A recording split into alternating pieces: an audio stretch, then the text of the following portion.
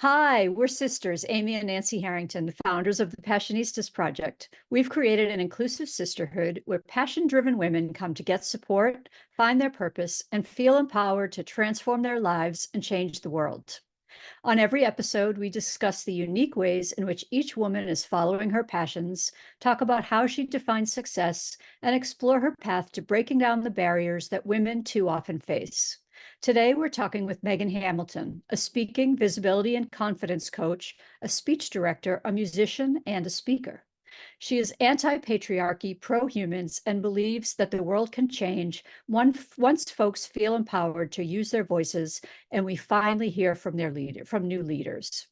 She's also a professional tarot card reader and recently created a coaching program that embraces tarot with transformation coaching. So please welcome Megan Hamilton. Hello, you both. I'm so glad to be in your presence once again. We're so happy to have you here. This is long overdue. So, Megan, start by telling us what you're most passionate about.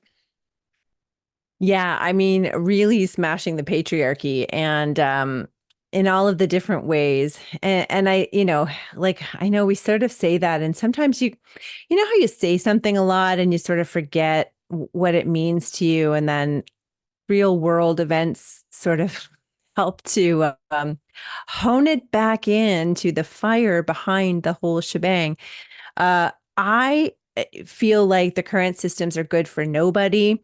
I remember I saw something yesterday and I reposted it. It was, nobody survives in the climate crisis, right? Like nobody survives. So, you can have all of your money, but what's going to happen? Money doesn't become water when there's none left. So I really have been thinking a lot over the last few years about who we hear from. And I think at this particular point in time, right, it is July of 2024. We are seeing some really big, fast, terrifying changes in the world that, many of us sort of thought would, some stuff was going to have to happen. Like this is how things were probably going to unfold, unfortunately, despite, a lot of people trying otherwise. And I think that it's because the systems were not built for everybody. They were built on very problematic, dehumanizing, not inclusive structures that literally, tortured and oppressed people. So that sucks. And, you can't, like, nothing is gonna, like, if we're still trying to stick to that structure, despite its origins, then we're just prolonging the inevitable, is sort of how I've been feeling. But to take the positive spin to all of this, what I really want is for people who have not seen themselves represented in leadership, who the systems were not built for them, but hey, they have really designed new systems that are inclusive, that are great for everybody, that include our health and the saving of the planet, and slowing down and taking all things into consideration. And so once more people feel that they have seen themselves represented in these sort of like higher level roles, then they will also feel empowered to speak up, to go forward. Like there's so much research that shows that if you see yourself represented, you feel that much more inclined to try to get to those higher level positions. And so what I feel like my sort of, I mean, I feel like I'm here for lots of reasons, but one of the reasons that I feel very strongly is that I can help people who traditionally don't have role models learn how to speak up, speak out, cultivate a voice that becomes stronger and stronger, and to really develop their ability to change change the world, but through speaking up in a different way with different ideas than we have previously been exposed to. Well, How's that? that's beautiful, and it's that's why we get along so well, because we're all about giving a voice to the unheard. And I think it's interesting to point out to people who are listening that you are in Canada. You are not in the United States, where I think so many of our listeners are, and they immediately identify with what's happening here in the US. But this is a broader issue. And even in a country like Canada, that I think those of us in the United States idealize, like, oh, but in Canada, everything is so lovely. That there's systematic problems everywhere. And that Yeah. we need to be aware not only of what we're dealing with here, but what people are dealing with globally, and the past issues of other countries as well. So Yeah. so let's talk about Canada a little bit. You tell us where you were born and what your childhood was like, and kind of what started you on the path that you're on today. Sure. So I was born in Toronto, although I grew up in Mississauga. So they're pretty close. And as you know, both cities are expanding, they're becoming closer, if that makes sense. It's hard to delineate where Toronto ends and Mississauga begins in a lot of ways. But so I grew up in the suburbs. Canada at the time was pretty much the same as it is now, I would say. Except that I think now we're a lot more aware of some of the stuff that's been hidden from history. Like a lot of that has come to the surface, finally, thankfully. But it really has been exposing some of the darker origins that lots of people did already know, right? And then some people are fighting against that. So there is a lot of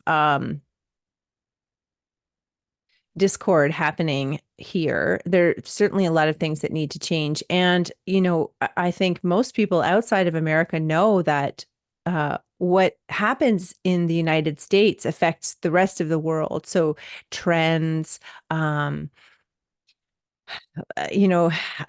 emboldenment and stuff like that. So we all do have are consciously paying attention because we know that what happens there will affect us, sort of around the world, not just those of us. What are we called? America's hat? I hadn't heard that. That's my favorite one, America's hat. So that makes Mexico America's pants? America's shoe. Yeah, I don't know. America is the sandwich to Canada and Mexico. Anyways, so yeah, like normal childhood, normal growing up. I went to university for theater, and it's now called the Toronto Metropolitan University. So I have a classical theater training from, at the time, what was one of the best schools. And I really thought I was going to be an actor and a performer.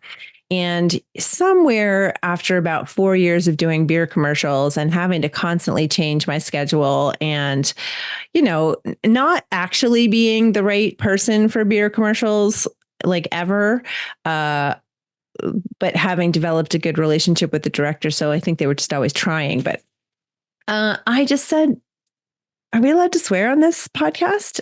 I said, fuck it. Like, I'm not doing this anymore. It's not making me happy. It's making me stressed out. And I knew at 14 that I wanted to be an actor. I really was quite sure about it. And so I always felt great that I knew where I wanted to go to university. I knew. And then I just was like, oh my God, what am I going to do? So I told my agent I don't want to go out for stuff anymore. And then I got an internship producing with one of Toronto's at the time, and still is, sort of best theater producers. I mean, she ended up being the artistic director of Luminato, which is a huge art festival in Toronto for years as well. And so I got to learn from the best of the best. And I got to travel to Scotland to the Edinburgh Festival Fringe. I got to do all of these really cool, be part of all these really cool projects and just see how things worked, like what it took to create something from start to finish.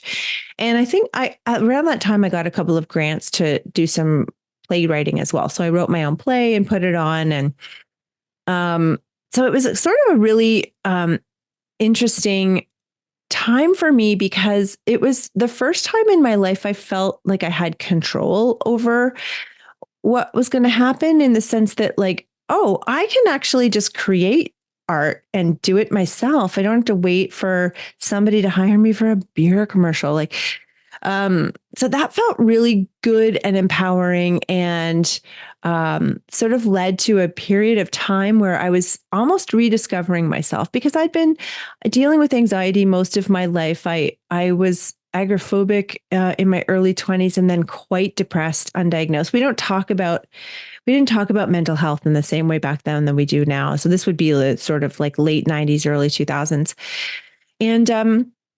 And therapy, I started to go to therapy, and all of these things combined really helped me develop the powerful side of myself that I don't know that I had ever tapped into fully. So then, I started writing music, and that was a complete turn for me. I mean, I had never considered myself a singer. I'd played music most of my life, but I picked up the guitar and I started writing and I started performing. And then when I decided that I didn't want to produce for other people anymore, I was sort of getting tired of it because it left me no room to make my own stuff. I left everything. I mean, I think, I was doing a bunch of different projects at the time. I was producing for somebody. I was co-producing in a bunch of theater companies, and people were mad at me. I had one person. I wish I'd saved it, but I deleted it because I just thought, I just don't need that negativity in my email. But he basically said, like, you'll never work in this town again. I was like, okay, thanks. Yeah. Thanks. I'm glad you have that kind of belief in your own power. But anyway, and then I went full throttle into music, and I feel that I was quite successful because I am somebody who likes to do all of the angles, right? So I started a record label with my friends, and I was a co-producer in recording my first album with my friend Mark. And, we went to this small community hall in the middle of Saskatchewan. And I mean, like, the middle of Saskatchewan. Like, I tell people where we were and they're like, what? In Canada, most people will know what Saskatchewan is. It's one of our provinces. And, I did it all myself. I did the press releases. I did the packages. I did the mailing. I did the correspondence, the liaising. Like, I did the whole shebang. And so it meant that I got to do everything my way. So in a lot of ways, I avoided some of the really creepy stuff that can happen in the music industry, because I had really not enjoyed that in the acting industry.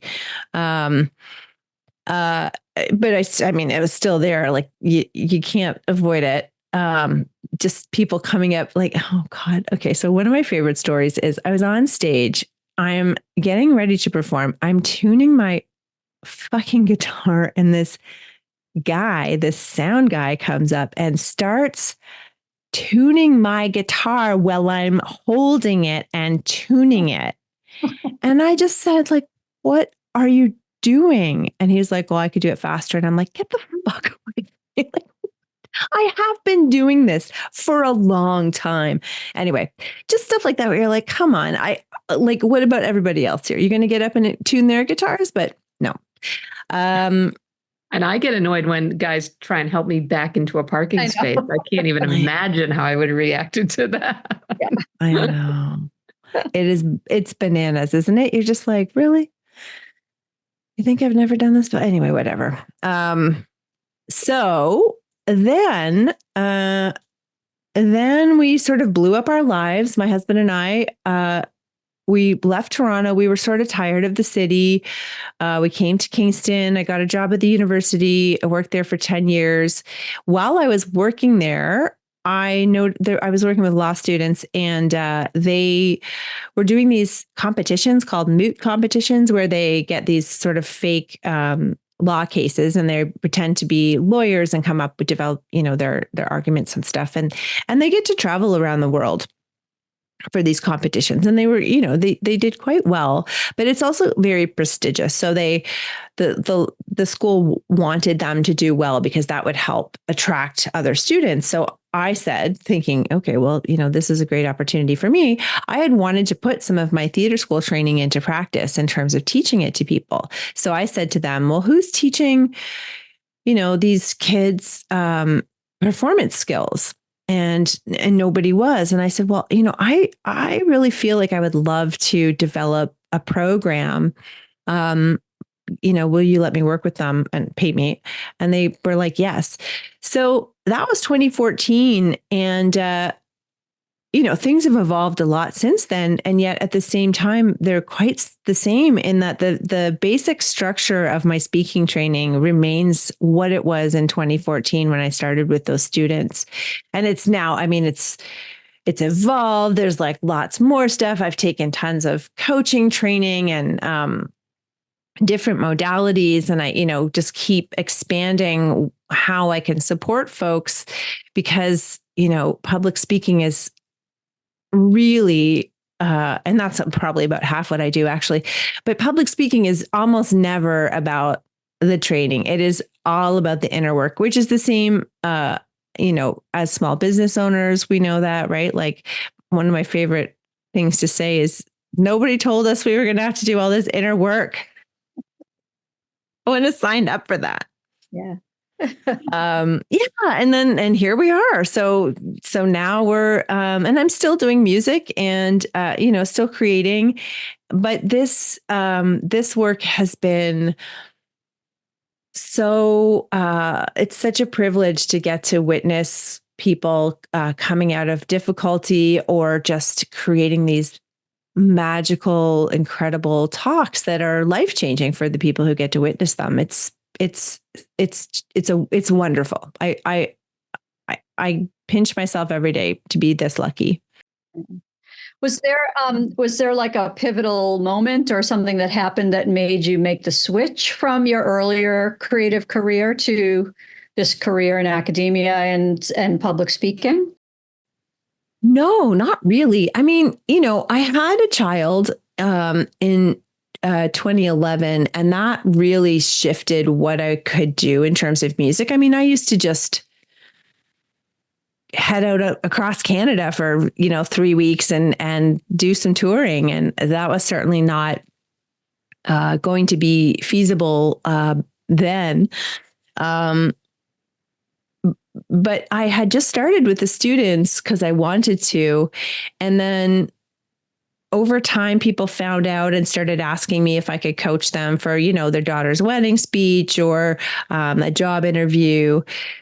Somebody had to accept an award and give a speech. So I started working with her. And the more I started working with people, the more I started being really interested in it. And so I decided to, and also I was starting to see the underbelly of academia and really not enjoying it, like feeling quite, I would say disenchanted, except I don't know that it was always just a Joe job for me. But like, as I stayed there and saw some of the stuff that was happening, it was really starting to bother me.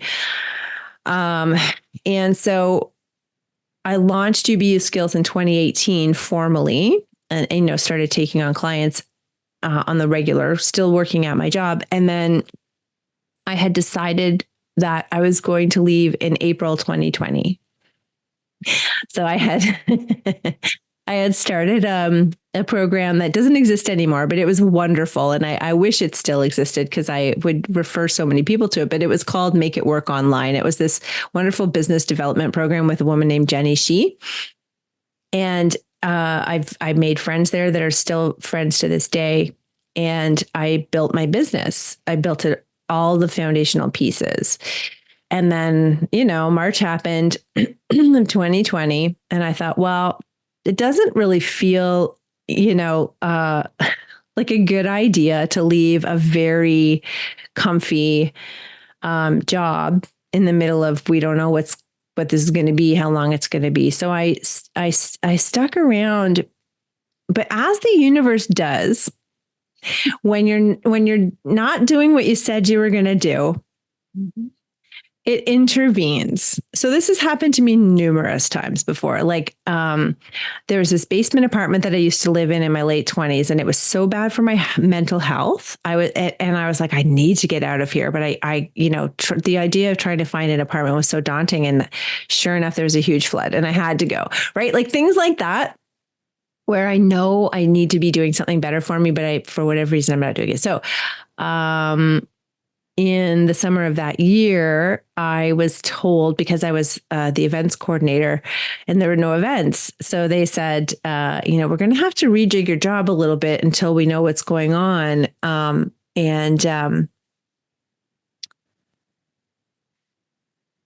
Let's just say, because I think I can't say this sort of publicly, but the universe forced my hand. And it was one of those moments where I could have stayed, but I would be betraying myself.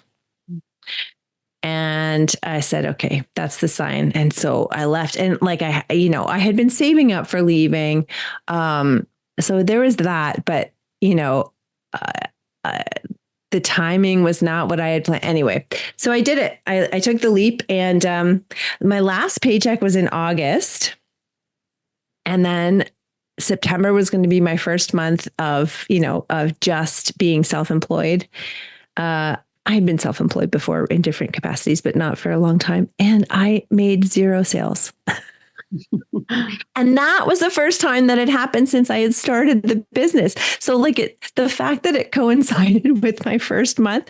But what was really cool was I wasn't afraid at all. Like I had one moment, I think, where I was like, oh boy, if this continues, this is a very bad decision. But I really felt strongly that this was the right thing for me to do. And I knew it was going to work out. And then in October, I had a bonkers month. It just was like way better than I had made, at my previous job. And I was like, okay, here we go. And it's not just the life of a small business owner, right? Because you just, I don't know about you, 2024 has been bananas for most of the people I know. It's sort of turning around a little bit and has been for the last couple of months, but January to March, April were holy moly moments. They were some challenging times. Yep. We feel it. Yeah. We have. Yeah. Struggle is real. Yes. Yep. Yeah. Well, I'm glad that you have the attitude that we have, which is just like, if you're following your purpose, if you're living your purpose, then it's all going to work out. Mm-hmm. So what do you think? I think this is a true fact, and if not, correct me, but I think the fear of public speaking is like the number one fear anybody has of anything in the world, right? Well, or dentist, I think maybe. yeah. It's definitely up there. I've seen figures from like 73 to 78% of people have a fear of public speaking. Mm-hmm. Why do you think that is?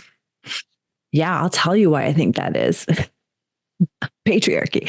But sort of actually, what we have come to think of as strong leadership is what is unfolding before us today. And so there's the bombastic, the uber confident, which I would argue is not confident at all. Strong statements, what's that word? I always forget the word, but it's like those really mega church evangelical leaders. What are they called? Oh, charismatic, right? We sort of, and like fatherly, like loud booming voice, somebody's going to take charge, somebody's going to tell you what to do. Like, we have come to see that as sort of a model for leadership. And then if you look at some of the earlier, like if you look at, for example, so my favorite book, and I've probably shown it to you too before anyway, is Women in Power by Mary Beard. And so, one of the biggest light bulb moments for me as I was developing my, the background for all the work that I'm doing is, even back to the early days of the forum, women were excluded. Our voices were called shrill. We weren't considered as intelligent and as men. Now, this stuff was so important to them that they wrote it on the stone tablets. This stuff is recorded. And so, especially as women, so then, you're just dealing with the fact that you're never considered as good as. And not only that, there is an element to certain people's public speaking styles that is highly manipulative. It's the same with when you feel a sleazy sales tactic and you're just like, oh, and yet a lot of people are duped by that. And so a lot of people don't want to get up there because they're afraid that they're going to be perceived as these people they've looked at their whole lives going, that feels uncomfortable to me. Something is off with this. And it's the fear of judgment. Right. Societal judgment is obviously a huge factor it's a control mechanism, but it's definitely a huge factor in what stops people from getting up. And also, quite frankly, in school, teachers are really failing when they're trying to help kids learn how to develop their voice, their public speaking voice. And so, a lot of people that I see were told, you're too quiet, speak up, by a teacher who has no idea that they are putting that thought into this person's head for the next 35 years. Or, oh, your voice is really annoying. Or, stop saying or ah, you sound stupid. Like, that one drives me nuts because honestly, nobody cares. So there's a woman that I really like to follow. Her name is Rena Ravanelli, and she has a speaking program that's based out of Toronto, and she talks about going on the Dragon's Den. Do you all know what the Dragon's Den is? It's like the Canadian version of Shark Tank. It actually came out first. Yeah. And so Kevin O'Leary I think he's from the Dragon's Den and then moved on to the States. I remember he was like in trouble for some boating thing a few years ago. So I don't even know if he's in the public eye anymore. Anyway. Oh yeah, he survived that. Yeah. Oh, great. Okay. So I don't mean great that he's alive because I don't think he was going to die. I just mean great that he that didn't affect him, because I think somebody died, didn't they? Yeah, there was like it was a young person too that died in the accident. I think allegedly Kevin's wife was driving the boat and collided or something, and I believe the kid got thrown off, and it's tragic. It is tragic. Very tragic. So anyway, she was pitching on Dragon's Den and was so confident and totally screwed up. Couldn't remember anything. Knew that, there's all this research on like the opening line is the most important line and like just made all the mistakes and absolutely screwed up and was like, still fought for it, but was like, this is it. I've fucked it up. And not so, because the message was so compelling that her delivery didn't matter. And this is what I say to people all the time, because I have coached TEDx talks where folks have forgotten their lines for up to a full 45 minutes. I'm like yelling at the screen. I'm watching remotely. Like, somebody give her a cue. Like, come on. Oh, it's terrible. But man, like, she pulled it back together. And it was incredibly powerful and moving. And, you can edit these things once they get online. So the point is, you're going to make mistakes. You're going to screw up, and you can absolutely come back. And ultimately, people care about the message more than they care about anything else. And so, when people are worried about public speaking, it's because they've been told all of these things that are wrong with them, that they, internalize, or worried that people are going to think they're stupid, all of these things. And then once you realize that when you're just speaking from the heart about what is important to you, you can get anybody on board, and from with an open heart, right? With honesty and integrity, not with putting all of these persuasion tactics on top of things. And so that's also why there's a lot of speaking coaches or speaking styles or different things that I really don't love, because they're all about manipulation. And they would call it sales techniques, or they would call it building charm, or they would call it, being confident.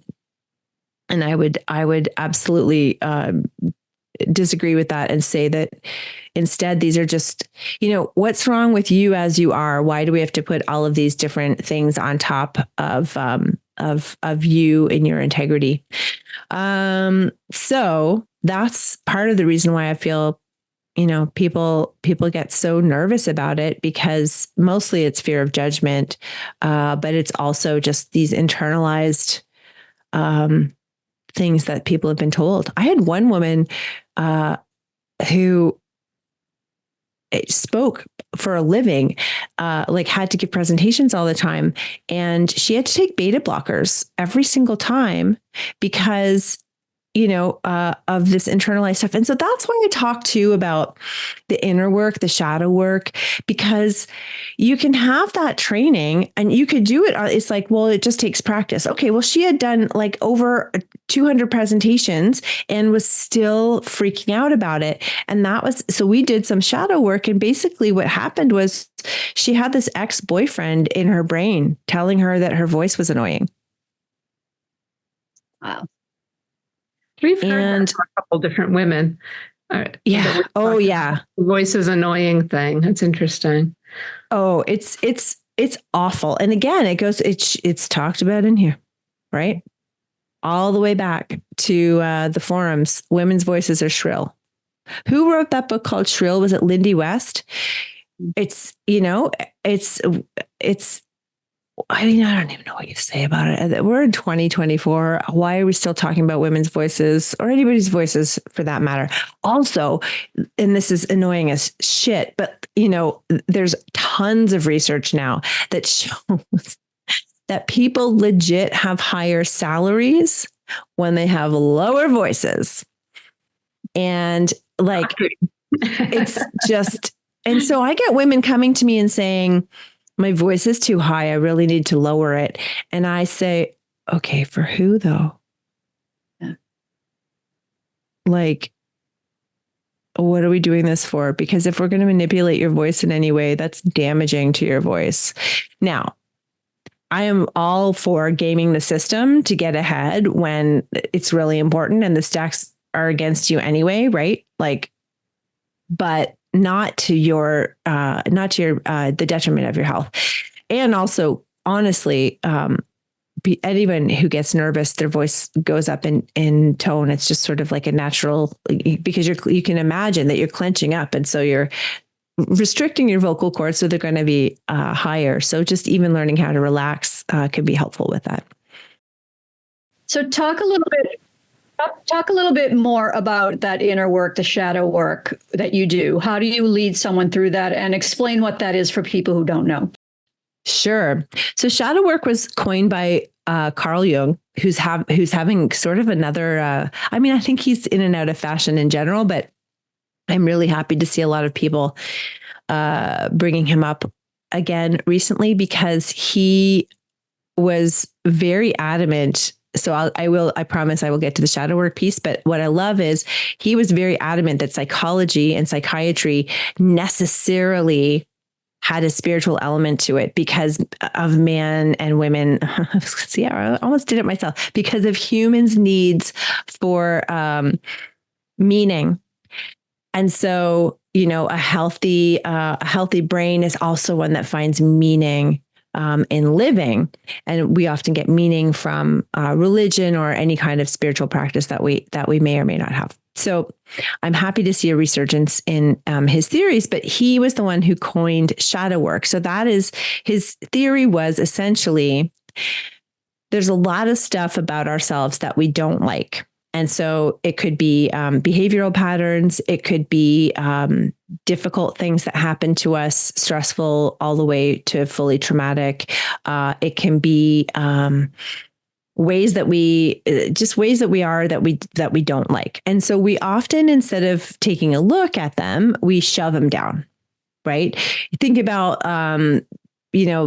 sometimes if you're lying in bed at 2 a.m. and you think about all the awkward things that you've said at a party or something, right? So those are the sort of behaviors that live in your shadow, and without examination, they sort of live under there, and they rule the roost, because fear, unexamined, will sort of take over and be the root for all of the ways that your brain gets you to do things.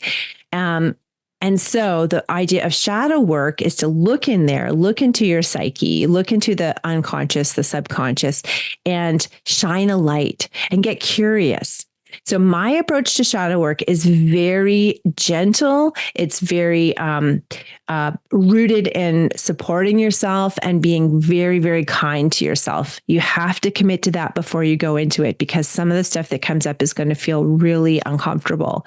So, for example, there was this ex-boyfriend of mine that showed up at a birthday party for me once, and I got really drunk, and I just absolutely told him off. And I was like, that would just sit with me for so many years, just of oh God, I hope and he became a huge, I don't know if he's big and I won't say who it is, obviously, but he became a huge television star in Canada. And I was like, oh God. So, I'm always reminded of this terribly awkward, embarrassing moment. And he's just trying to be a nice person. But anyway, so that would be one of those things that I'd be like, okay, why does this 20 years later still fill me with dread? So I would get curious about it, and I would just start writing things out. And so the way that I like to practice it is journaling. So asking yourself questions, and sort of you keep saying why, right? Like a toddler might say, well, why? But why? So you'd say, okay, well, why did this make me feel crappy? And I was like, because it was embarrassing. Okay, well, why was it embarrassing? Well, because I got drunk and said some things I didn't want to say. Okay, was it the truth? Yes. Okay. So why is that embarrassing? Well, because I was drunk, and so I wasn't able to be in my fully present self. Okay, well, why were you drunk? You just keep going and going. And then what it boiled down to is, this guy really hurt me. And I expressed that in a very, uncomfortable way. But ultimately, it was an expression of being hurt. And then I go, oh, well, what I really need is some sympathy. He did hurt you, and that really sucked. And you really liked him. And that's hard to admit too. But so it's normal that you would have this sort of reaction to that. And then you can go further and say, okay, well, what are other examples of this? And so you just keep finding these connections, but inevitably, every single thing that you start interrogating comes down to a wound, whether it's, and usually it can even go back to childhood, right? And so once you start doing that, you develop compassion for yourself instead of hatred or shame or embarrassment. Once you really start to figure out why you're doing this stuff, it frees you.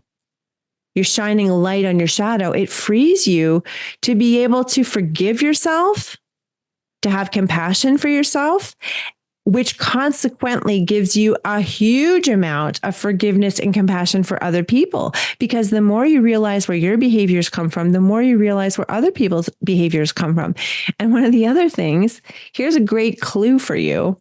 And Carl Jung talked about this too. Anything that really bugs you about somebody else, is generally something that you do that actually bugs you about you. And so anytime you find yourself getting really irritated with somebody, you can be like, oh, wait a minute. Where's this coming from? Oh no, not one of these again. And so what this can also do, especially for speaking, is help you figure out where exactly these fears are coming from. Again, they usually come from being hurt, forgiving yourself, and then saying, all right, well, if I know this now, what can I do to change the narrative for myself? How can I change that I see myself as a poor public speaker to seeing myself as a great public speaker, or even like somebody who can get up and do it, right? So you work in increments, and I talk about a visibility ladder. So it's like we never want to throw you under the bus by like putting you in a situation that we already know is going to suck, unless you have to do, like, unless you've been, you're scheduled to give a talk and it's really important and you've got to like get over your stuff. Generally, we're going to work in increments of slowly putting yourself out there in ways that are slightly uncomfortable, but at least then you can acclimate to that. And then we put out the next one. Okay, what's just a little bit more uncomfortable here? Okay, well, let's try this. Okay, what about putting up your hand at the work meeting and asking a question? Oh my God. Okay, well, maybe that's too much. So what about like sending an email to your boss? So we just figure out like incrementally, because we want to acclimate your nervous system to each new step, but we also know that there is some kind of practice that has to happen in order to get better. So you can't train your way to be a better public speaker. You really do have to like get out and try it. Mm-hmm. I love that. I don't know of anybody ever saying that to me before. Like Nancy and I still aren't great or excited about the idea of public speaking. Nancy's done more of it than I have. I used to drop classes when I was in college. If there was an oral presentation, I would drop the course, or I would find another, version of the course at a different time with a different professor. So who didn't make you do an oral presentation.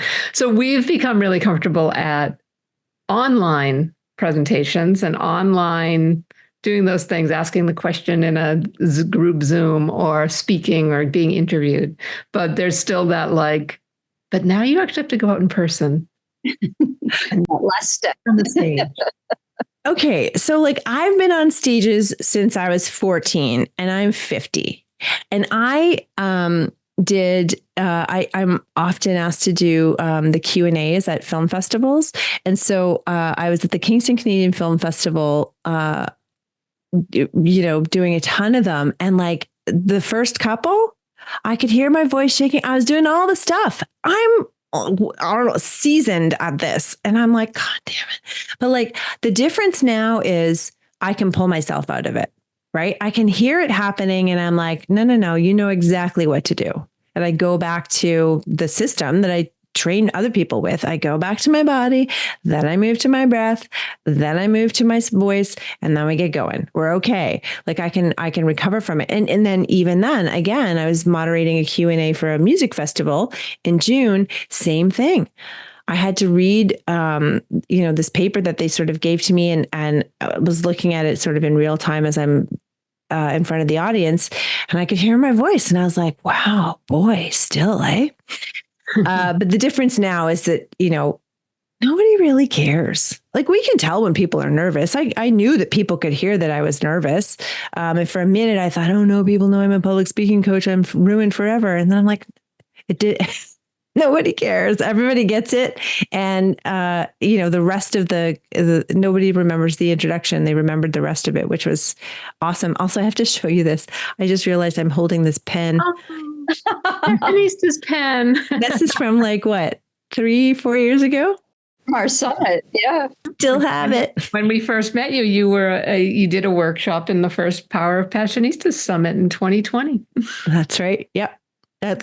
In August, wasn't it? So almost officially 4 years ago. Yeah. Well, amazing. Still have the pen.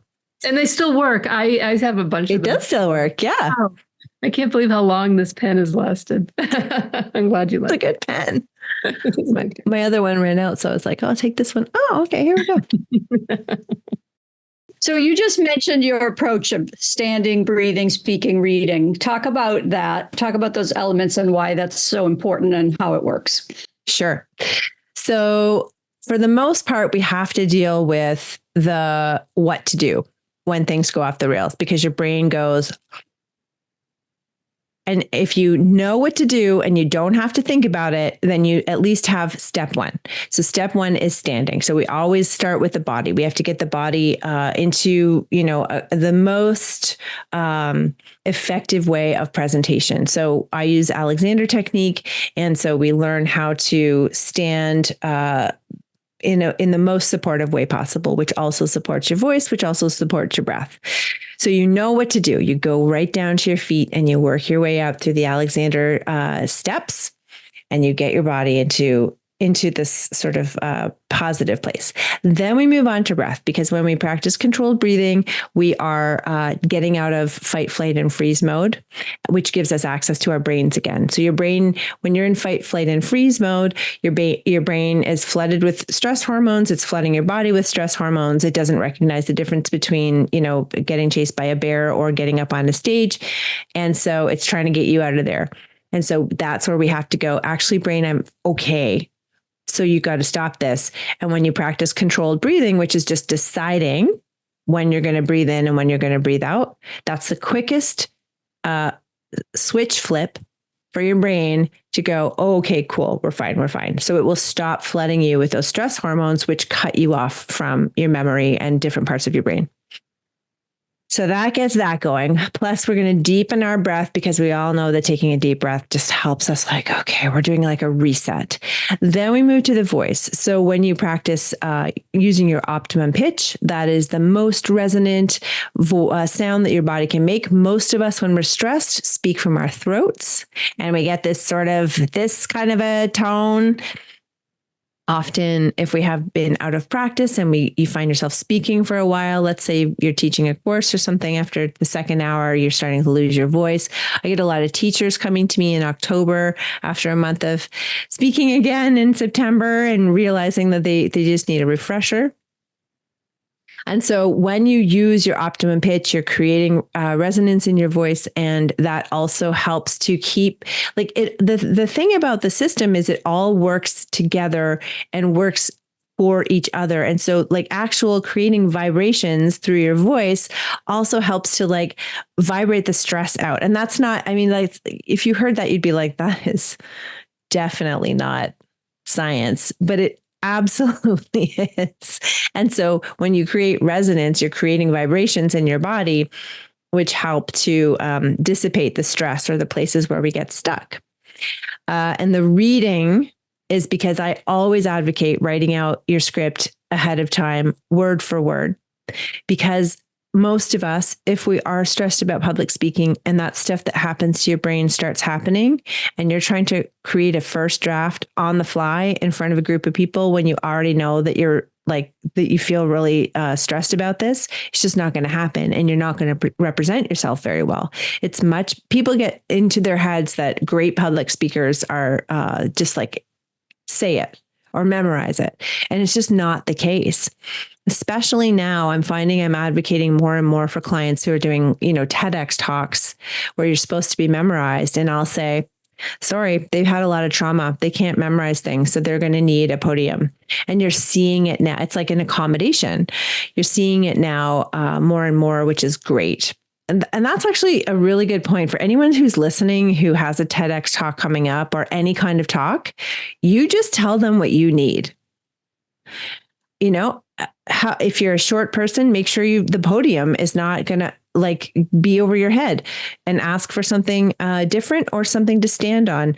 If you need a microphone, because, if you want a lapel mic or whatever, you just ask for what you need so that you can give your best presentation. People don't want to, I guess start to Take demands. They want to impose. I am in perimenopause. Rock the boat, stir up the waters. People don't want to make waves. There's all the water imagery all coming out at once. People don't feel like they can ask for stuff, but you can, and actually you need to, because you want to make sure you're set up so that you can give the best presentation that you can give.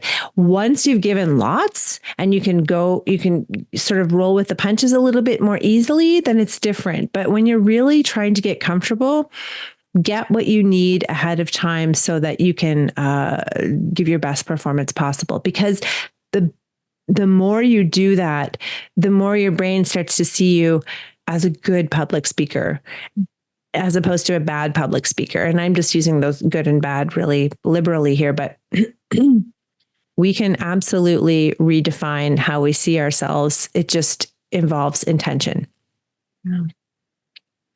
So for people who want to work with you, how do they do that? Yeah. Okay. There's a few ways, actually. I did not expect to be doing this, but I am bringing my Thriving Visibility program back. We begin mid-September. This is a program for small business owners who want to increase their visibility and who want to be really strong figureheads for their business. But this time, I am bringing in 5 or 6 incredible guest experts who are really, really well known for what they do. So until the ink is dry, I don't want to be public about it, but we have a very well-known astrologer, highly beloved.